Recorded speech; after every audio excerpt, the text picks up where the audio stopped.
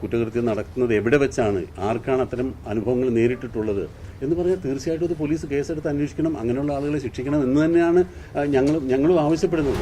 ഒരക്ഷരം പോലും തെറ്റിയില്ല.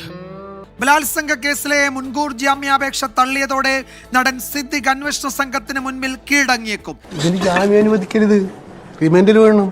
സാറേ 391 വെറും തട്ടിപ്പാണ്. ഞാൻ നിരപരാധിയാണ് സാർ. തിരുവനന്തപുരത്തോ കൊച്ചിയിലോ എത്തി കീഴടങ്ങാനാണ് സാധ്യത.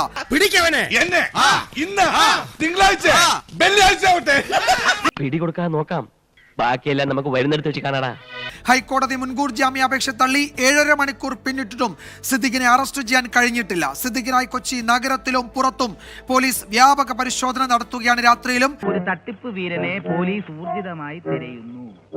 വേണ്ടി വന്നാൽ കണ്ട ഉടൻ ഇയാളെ 303 റൈഫിൾ കൊണ്ട് ഉണ്ട തീരുന്നത് വരെ വെടിവെച്ചു കൊല്ലാൻ DIG വടിവേലു ഉത്തരവിട്ടിട്ടുണ്ട്.